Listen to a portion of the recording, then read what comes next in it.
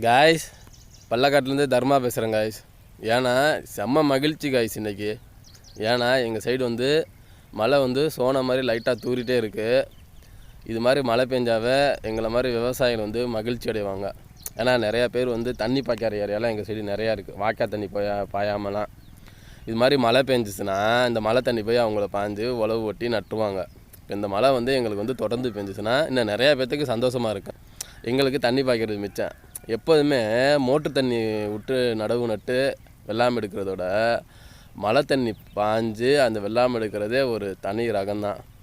ஏன்னா அப்போ தான் வந்து நம்ம வயலில் வந்து தண்ணி நின்றுக்கிட்டே இருக்கும். மழை தண்ணி மோட்ரு தண்ணி வந்து நிற்காது. எங்கள் சைடு வந்து பாருங்கள் செம்மையாக இருக்குது. அழகாக பார்த்திங்கன்னா ஓரளவு எல்லாம் நட்டாச்சு. எவ்வளோ பச்சை பசேன்னு இருக்குது பாருங்கள் காய்ஸ். எங்கள் சைடு வந்து பாருங்கள் எவ்வளோ அருமையாக இருக்குது. அந்த பக்கம் பாருங்கள் செம்மையாக இருக்குது எங்கள் ஏரியாவே. இப்போ இன்றைக்கி மழை வந்து எங்களுக்கு வந்து காலையிலேருந்து மழை வந்து தூரிக்கிட்டே இருக்குது காய்ஸ். ஐப்பசி மாதம் அடமழைமாங்க. ஏன்னா ஐப்பசி 19 ஆச்சு. எங்கள் சைடு வந்து இன்றைக்கி தான் வந்து லைட்டாக மழை தூரிட்டுருக்கு. இது மாதிரி ஒரு 2-3 நாளைக்கு நல்லா மழை பெஞ்சால் தான் நாங்கள் நட்டிருக்க பயிரெலாம் நல்லா செழிப்பாக இருக்குது காய்ஸ். பாருங்கள் எவ்வளோ அழகாக இருக்குதுன்னு கமெண்டில் சொல்லுங்கள். எங்கள் ஊரை பற்றி சொல்லுங்கள். எங்கள் ஊர் வந்து பள்ளக்காடு காய்ஸ். மறக்காமல் வந்து நம்ம சேனலை வந்து சப்ஸ்கிரைப் பண்ணுங்கள், ஃபாலோ பண்ணுங்கள் காய்ஸ்.